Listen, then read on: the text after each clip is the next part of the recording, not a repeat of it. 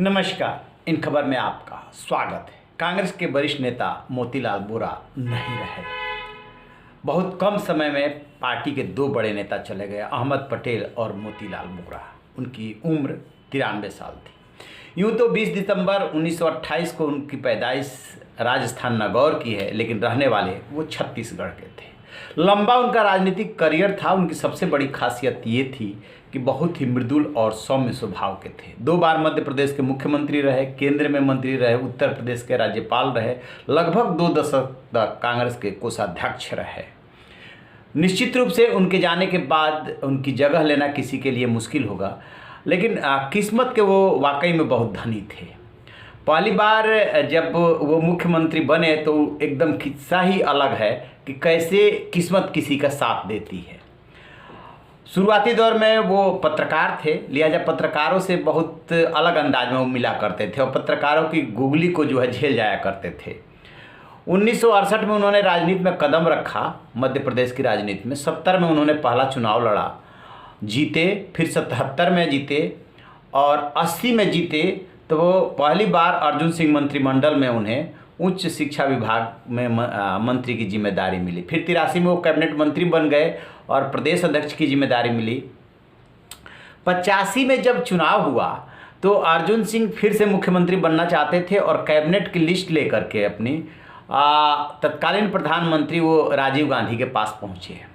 राजीव गांधी ने उनकी लिस्ट देखी और उसके बाद अर्जुन सिंह को अब वो मध्य प्रदेश में नहीं चाहते थे, ऐसा बताया जाता है।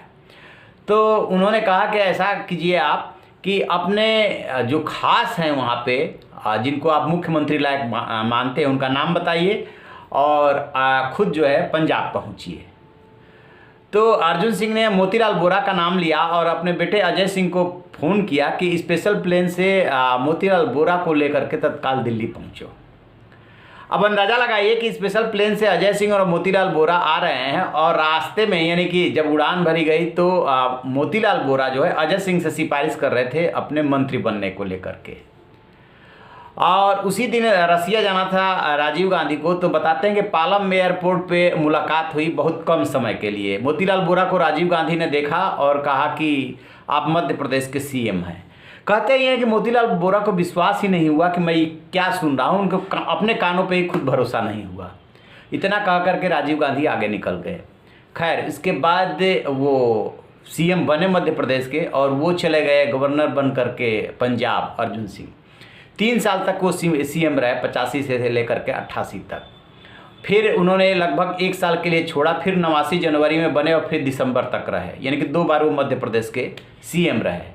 तो जब पहली बार सीएम पद से वो हटे 3 साल बाद, तो केंद्र में आ गए थे और फिर परिवार कल्याण स्वास्थ्य मंत्रालय की उनको जिम्मेदारी मिली, नागरिक उड्डयन की जिम्मेदारी मिली और इस तरीके से उन्होंने केंद्र में भी भूमिका निभाई। मध्य प्रदेश के 2 बार गवर्नर भी रहे।